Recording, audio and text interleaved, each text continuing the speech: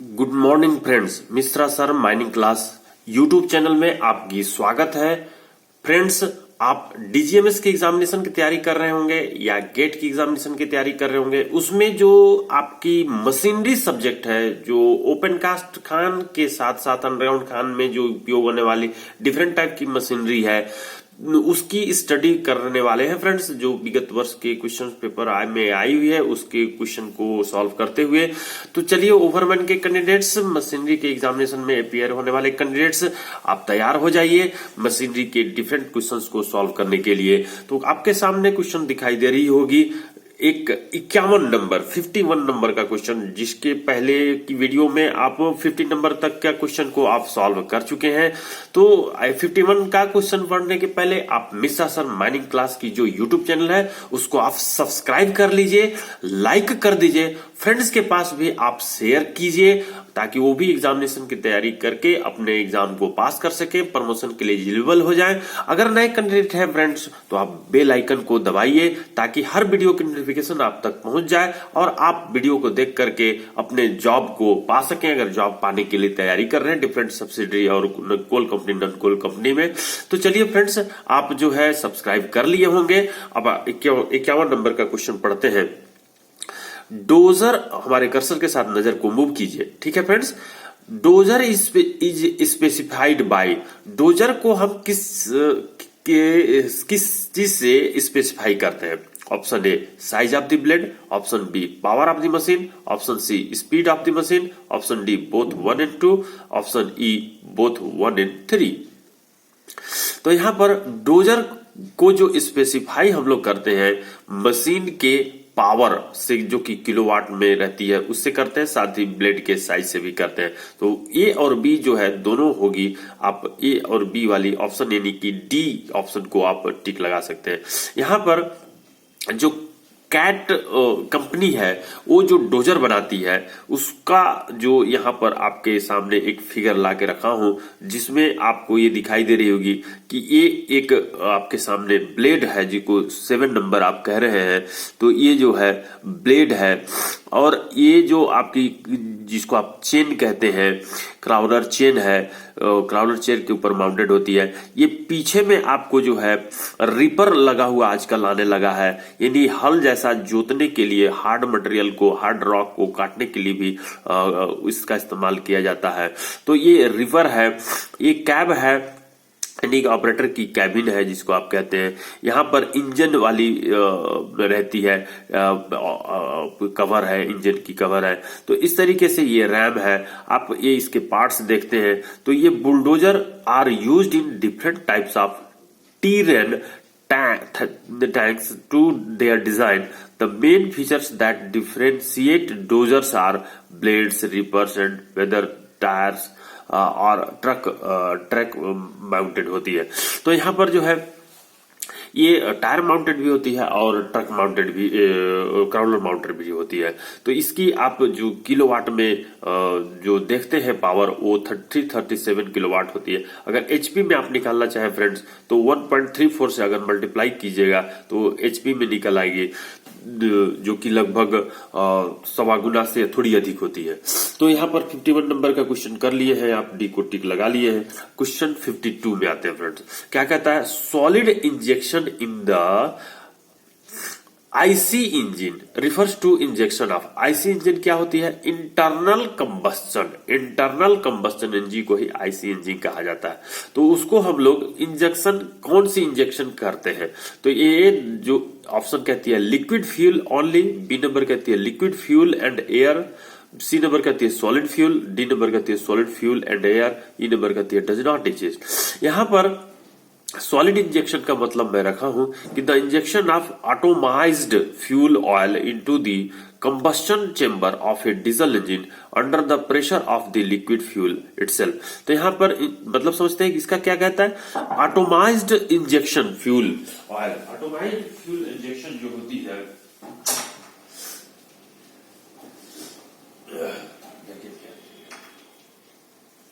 तो यहाँ पर एटोमाइज्ड फ्यूल जो इंजेक्शन होती है, वो फ्यूल क्या होती है, injection of atomized fuel oil into the combustion chamber of a diesel engine under the pressure of the liquid fuel.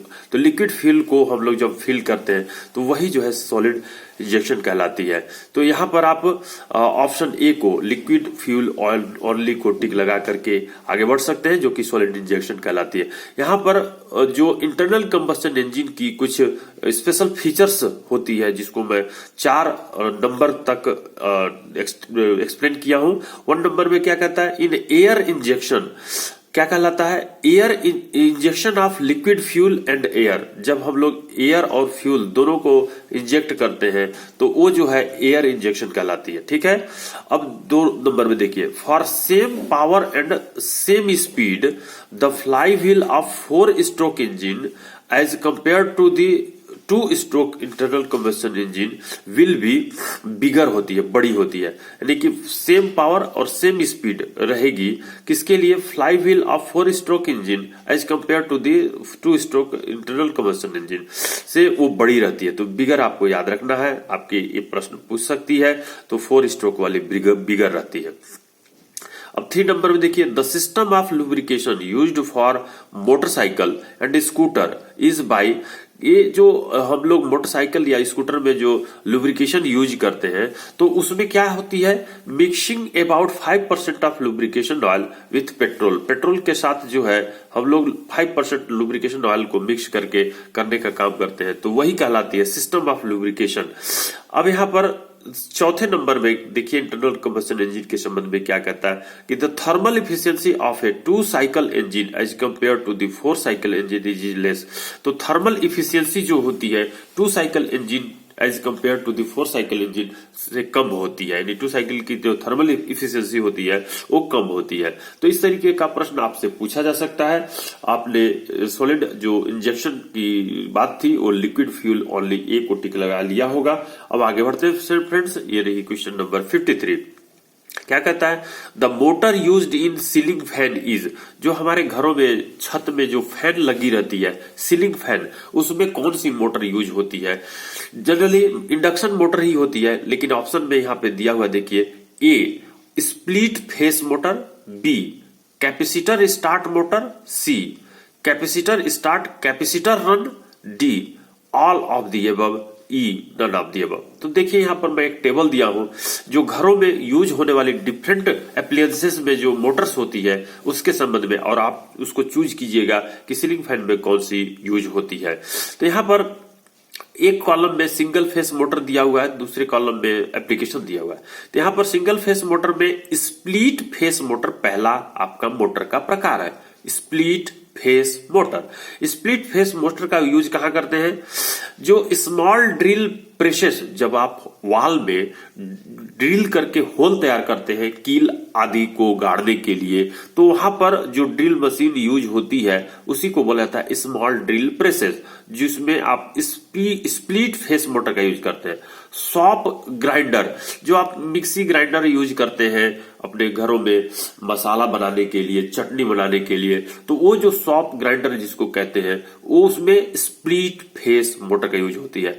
Small belt driven conveyors, जो स्मॉल बेल्ट वाली ड्रिवन कन्वेयर्स होती है उसमें भी स्प्लिट फेस मोटर यूज होती है। Washing machine में आपकी स्प्लिट फेस मोटर यूज होती है। तो आपने ये देखा स्प्लिट फेस मोटर कहाँ का यूज होती है। अब देखिए capacitor run motor, capacitor run motor जो होती है वो कंप्रेसर में यूज होती है, कन्वेयर्स में यूज होती है, रेफ्रिजरेटर में यूज होती है, यानी कि आपकी फ्रिज में यूज होती है, एसी में यूज होती है, सीलिंग फैन में यूज होती है। यानी कैपेसिटर रन मोटर आपकी आ गई सीलिंग फैन वाली, जो कि कैपेसिटर रन आपको दी हुई है सी नंबर में, तो सी नंबर को टिक लगा सकते हैं। साथ ही आपको देखना है कि शेडेड पोल मोटर जो होती है कहाँ कहाँ यूज होती है। तो जब आप लोग बाल कटिंग कराते हैं, डाई कराते हैं, तो उसमें हेयर ड्रायर का यूज होता है बाल सुखाने के लिए। वो जो मशीन यूज होती है जिसको हेयर ड्रायर कहते हैं, उसमें जो है शेडेड पोल मोटर का यूज होता है।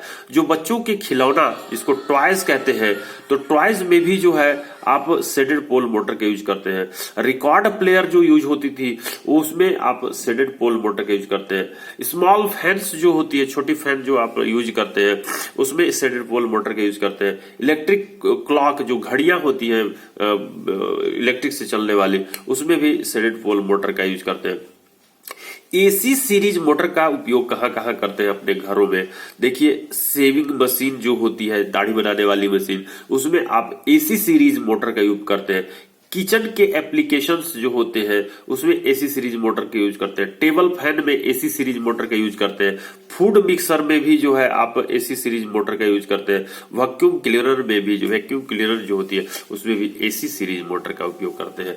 तो यहाँ पर आप डिफरेंट टाइप के मोटर का यूज डिफरेंट एप्लीकेशंस में देख लिया आपने। चलते हैं आगे बढ़ते हैं फ्रेंड्स, ठीक है। 54 नंबर का देखिए क्वेश्चन क्या कहता है।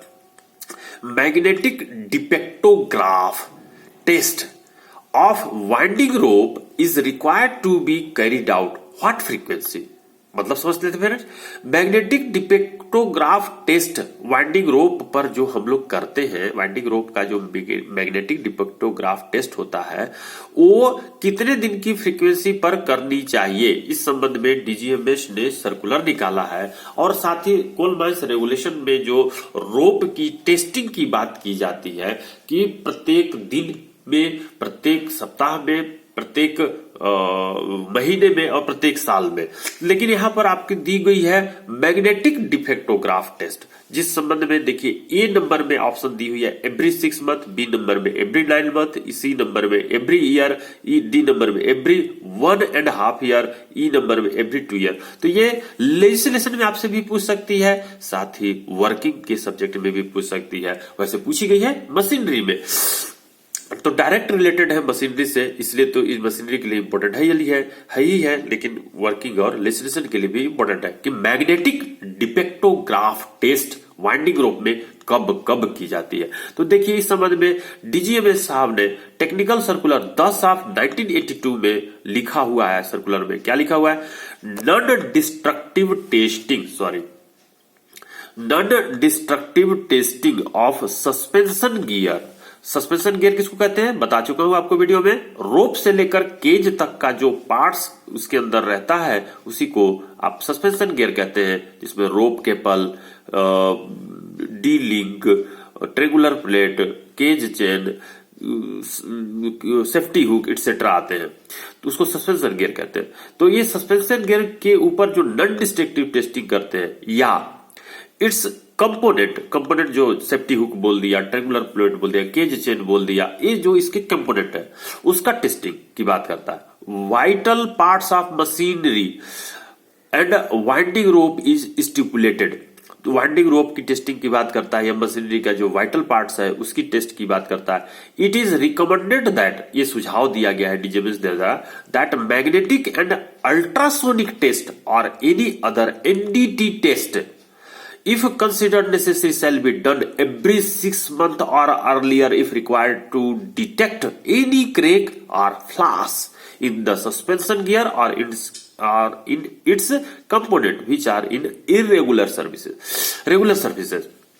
तो यहां पर आपकी बात आ गई कि प्रत्येक 6 महीने में एक बार मैग्नेटिक या साउंड टेस्ट आपको करनी रहती है। तो मैग्नेटिक डिफेक्टोग्राफ टेस्ट आप 6 महीना में एक बार कीजिएगा। ऑप्शन ए को टिक लगा के आगे की ओर बढ़ सकते हैं friend.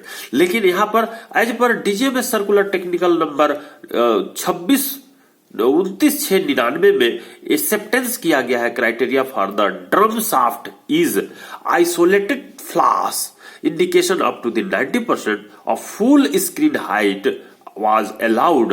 For other parts of the winder, cracks are not allowed. In the case of inclusion of the pores, isolated indication up to the 10% of the full screen height was allowed. तो यहां पर आपने देखा कि statutory requirement क्या है किस संबंध में? मैग्नेटिक डिपेक्टोग्राफ के संबंध में, जो प्रत्येक 6 महीने में कम से कम एक बार कंप्यूटर पर्सन द्वारा की जाती है। नेक्स्ट प्रश्न में आते हैं फ्रेंड्स, ये रही question number 55। A cap lamp is, ये हर लेजिस्लेशन में भी पूछता है, वर्किंग में भी पूछता है और मशीनरी में तो पूछ ही रहा है। क्या a cap lamp is, a cap lamp कैसी होती है? ए ऑप्शन ए कहता है इंट्रिंसिकली सेफ बी नंबर कहता है फ्लेम प्रूफ, सी नंबर कहता है बोथ 1 and 2, डी नंबर कहता है all the above, E number कहता है नन ऑफ दी अबव। तो जो कैप लैंप इस्तेमाल होती है वो नहीं इंट्रिंसिकली सेफ। इंट्रिंसिकली सेफ क्या होता है? ऐसा सर्किट जिसके अंदर अगर किसी कारण से स्पार्क डेवलप हो जाती है तो वो स्पार्क इतनी कैपेसिटी की नहीं रहती कि आसपास के एटमॉस्फेयर में जो मीथेन गैस है उसको एक्सप्लोड कर सके या इग्नाइट कर सके। तो ऐसा सर्किट का जो कंस्ट्रक्शन होता है उसी को बोला जाता है इंट्रिंसिकली सेफ सर्किट, जिसको डिजाइन ही ऐसा किया जाता है कि वो उसके अंदर स्पार्क डेवलप पर वो इनकैपेबल हो रहती है आसपास के एटमॉस्फेयर के मीथेन को इग्नाइट करने में। तो आपने इंट्रिंसिकली सेफ समझ लिया। फ्लेम प्रूफ क्या होता है? फ्लेम प्रूफ एक ऐसा इनक्लोजर होता है, कवच होता है, जिसके अंदर अगर इनफ्लेमेबल गैस की विस्फोट हो जाती है तो वो विस्फोट के झटकों को आसानी से सहन कर सकता है और वो जो स्मोक निकलती है या फ्लेम जो बाहर निकलती है वो ठंडी होकर के बाहर निकलती है, जिसके कारण से आसपास के एटमॉस्फेयर में भी एक्सप्लोजन नहीं कर पाता मीथेन गैस में। ऐसा इनक्लोजर फ्लेम प्रूफ इनक्लोजर कहलाता है और ऐसा अपरेटस फ्लेम प्रूफ अपरेटस कहलाता है। तो यहाँ पर कैप लैंप नहीं इंट्रिंसिकली सेफ है, नहीं जो है फ्लेम प्रूफ है। तो है क्या चीज? वो चीज वो एक स्पेशल फीचर का बना हुआ रहता है जो बैटरी के ऊपर सिल्वर की एक फ्यूज लगी रहती है, जो जैसे ही वो वोल्टेज हाई उसमें इंसर्ट करता है तो वो जो है गल जाती है और किसी प्रकार का नुकसान नहीं पहुंचाती। यहां पर देखिए मेरी नोट्स की कट पेस्ट रखा हूं कि कैप लैंप न तो इंट्रिंसिकली सेफ है न ही फ्लेम प्रूफ है, यह तो स्टैटिस्टिकली सेफ है, स्टैटिस्टिकली सेफ है। इसका सेफ्टी फीचर निम्नलिखित होता है। रॉबस्ट कंस्ट्रक्शन की होती है, सभी स्क्रू वैक्स्ड होते हैं, इसमें पॉजिटिव और नेगेटिव टर्मिनल के हेड पीस में कोर फुली सेपरेट रहती है, केयरफुली सेपरेट रहती है हेड पीस के रूप में पॉजिटिव और नेगेटिव टर्मिनल। नेगेटिव टर्मिनल को एक छोटी टॉर्क प्लेट के कवर करके रखा गया है, जिसे केवल चार्जिंग रैक में रखने के बाद ही घुमाया जा सकता है। तो नेगेटिव टर्मिनल को टॉर्क प्लेट से कवर करके रखा गया है। मैन्युफैक्चर द्वारा सप्लाई किए गए सिल्वर फ्यूज का ही उपयोग किया जाना चाहिए, इस संबंध में कहा गया है। Option E none of the above cap lamp को आप टिक लगा के आगे की ओर बढ़ सकते हैं फ्रेंड्स।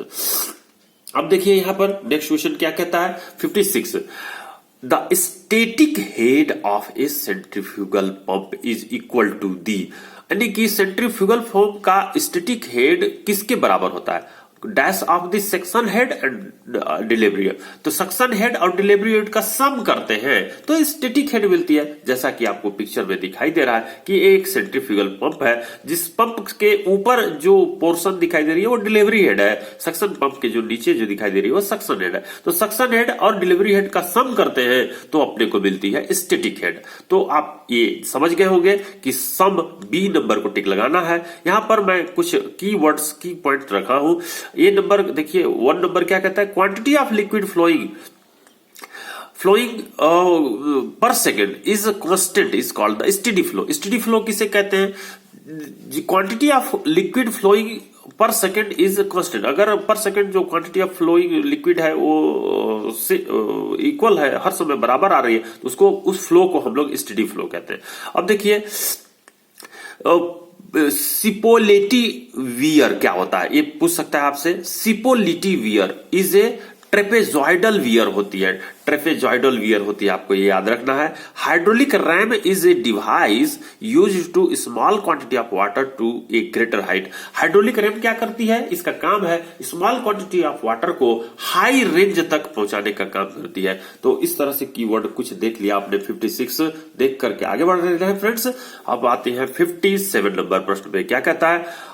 अनक्लचिंग, क्लच करने का काम तो करते ही है, लेकिन अनक्लचिंग यानी कि क्लच को हटाना of the winding drum can be done by. Winding drum जो होती है वाइंडिंग इंजन में जो शाफ्ट के ऊपर जो रोप और केज चलती है उसको वाइंडिंग इंजन रूम में ड्रम द्वारा लपेटने का काम की जाती है। वो वाइंडिंग ड्रम पर क्लच लगाना और छोड़ना को ही हम लोग अनक्लचिंग कहते हैं। Unclutching of winding drum can be done when, कब की जाती है अनक्लचिंग?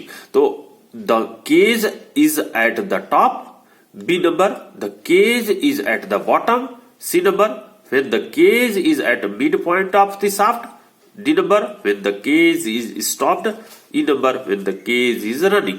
तो यहां पर आपको याद रखना है कि हम लोग अनक्लचिंग तभी करते हैं जब वो रुकी हुई अवस्था में रहती है। Cage is at the bottom, B number को आप टिक लगा के आगे की ओर बढ़ सकते हैं फ्रेंड्स। लेकिन यहां पर देखिए मेरी जो लिखी हुई लाइन है उसको पढ़ लीजिए। Unless the cage attach to the drum, जब तक केज जो है ड्रम से अटैच नहीं हो जाती है, is resting eight the bottom, जब वो बॉटम पे रेस्ट करता है तभी जो है हम लोग उसको अनक्लच्ड करने का काम करते हैं। तो drum shall not be unclutched unless the winding engine has assumed itself. तो वो जब तक नहीं जान लेता वाइंडिंग इंजन मैन कि केज जो है बॉटम में आ चुकी है तो भी तभी जो है वो उसको अनक्लच करने का काम करता है फ्रेंड। तो ये 57 नंबर का आपने टिक लगा लिया, क्वेश्चन कर लिया। नेक्स्ट प्रश्न में आते हैं फ्रेंड्स, ठीक है। ये है 58 नंबर का, क्या कहता है, which of the following force is not acted on a mind car. Mind car में इसमें से कौन सी फोर्स है जो काम नहीं करती है। माइंड कार यानी mind term, while it is in motion, जब वो मोशन में रहती है तब। तो ए ग्रेविटेशनल मोशन, ग्रेविटेशनल फोर्स तो काम करती है, धरती पर फोर्स जो है काम करेगी करेगी।